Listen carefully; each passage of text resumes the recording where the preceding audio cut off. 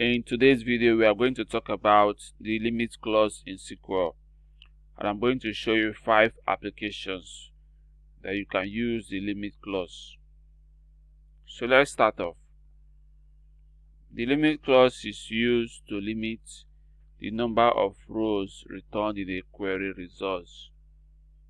If you've been following our SQL videos, you will notice that some of the results have lengthy rows that you have to scroll through. So sometimes you don't want all those lengthy rows. You want to see just a subset of the rows, maybe for debugging or verifying your result, testing, whatever.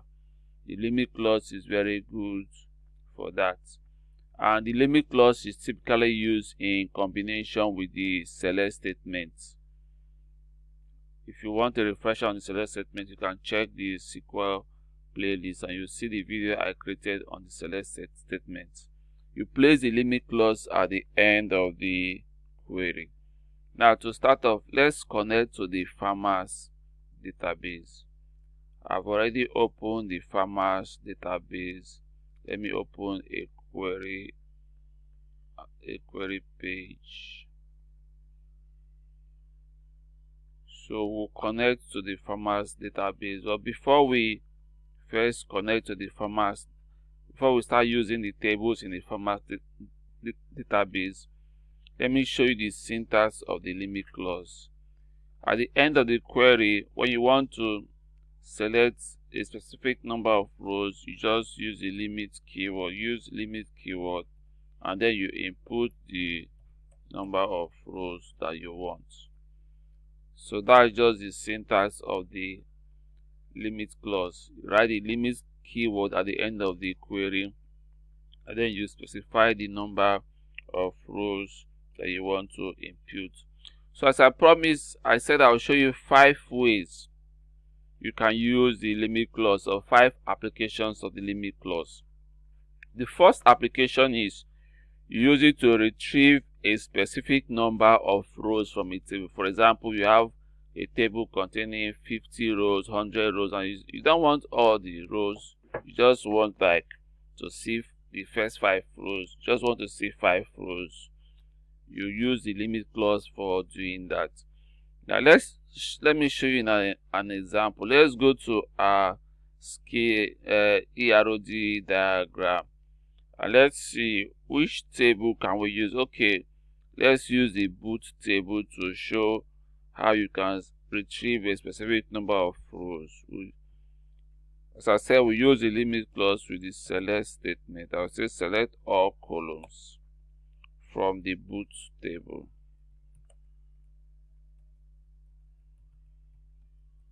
Farmers market is database boot. Let me show you what this query will return. You see it will return several rows.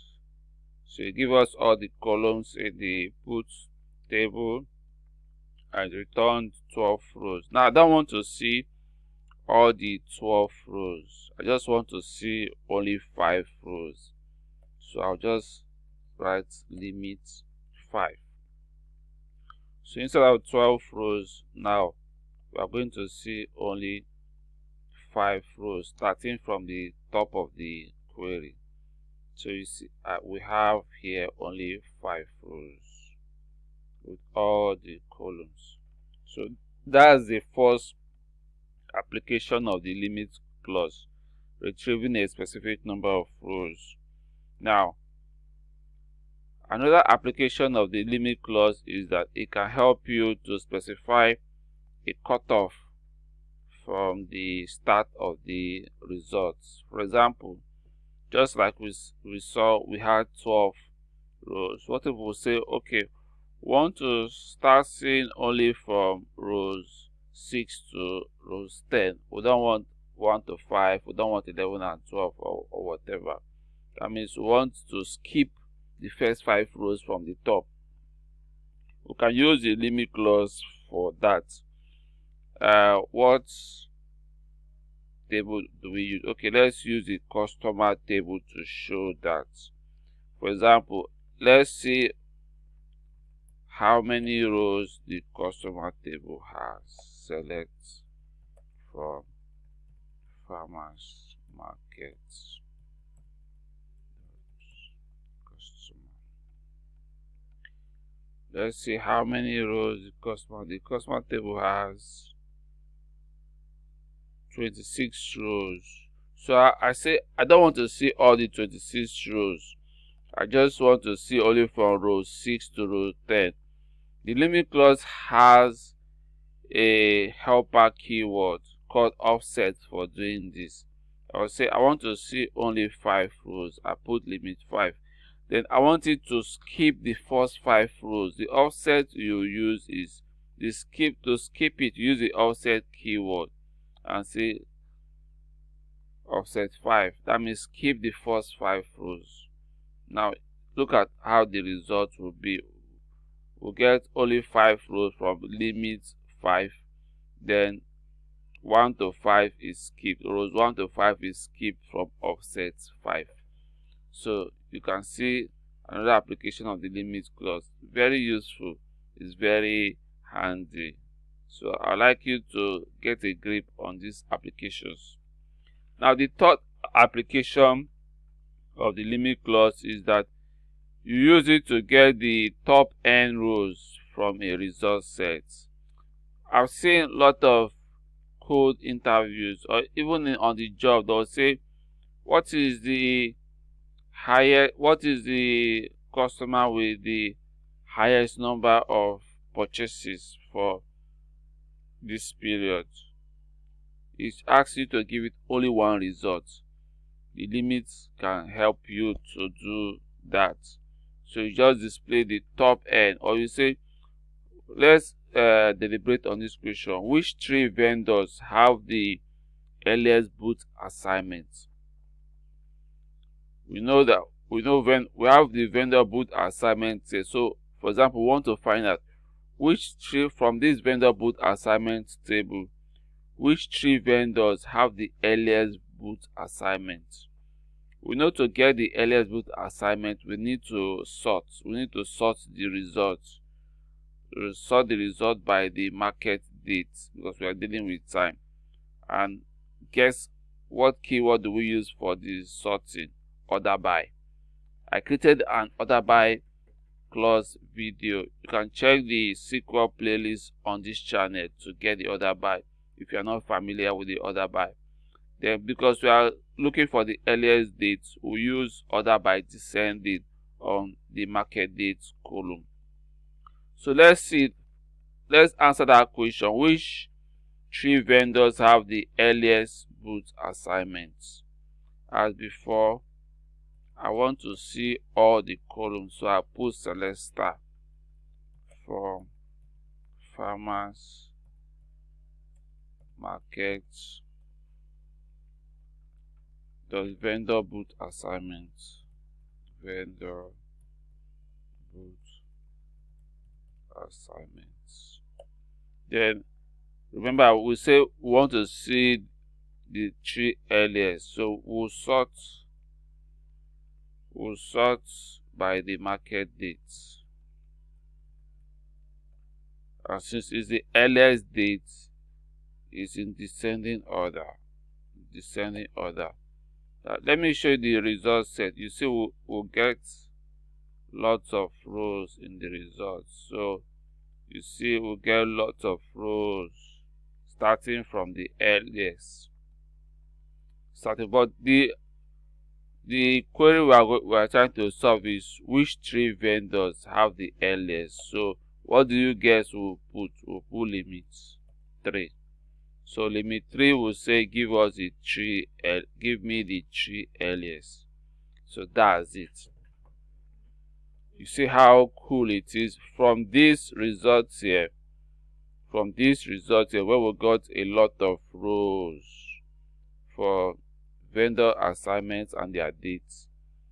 Using the limit 3 gave us just the 3 earliest vendors. Vendor ID 9 was the earliest, October 10, 2020, followed by vendor ID 8, then followed by vendor ID 7. So you can see that the limit clause is a powerful SQL tool that you can use in verify answering your questions about the data and the database.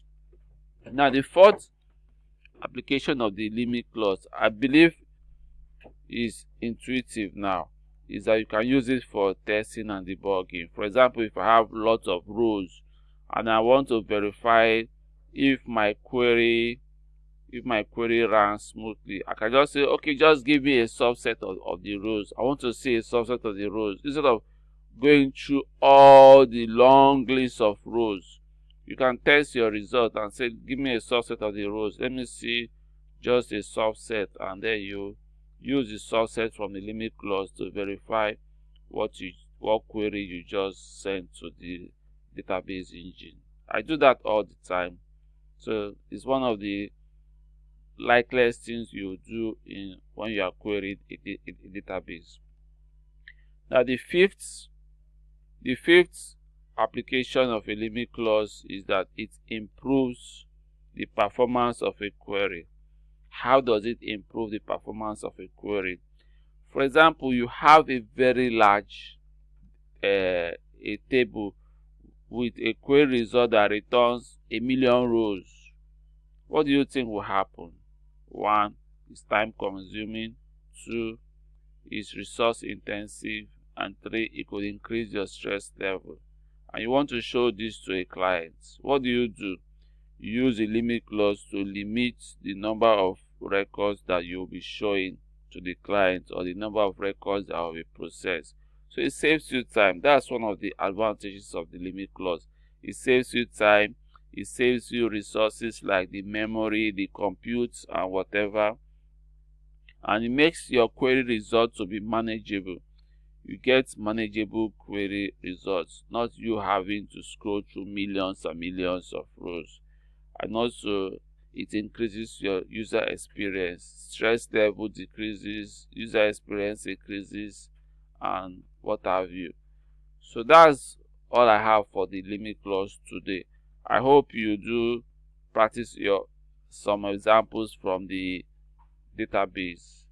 If you want to get the database so you practice it from this video, you can check out the loading the farmers database video on how you can get the database and practice on your own. I also put the loading the farmers database video in the description of this video. So you get perfect by practicing. So practice makes perfect. Practice them out and try out the limit clause. Put it in your arsenal of SQL skills you have. So thank you for being part of this video. Wish you a very good day.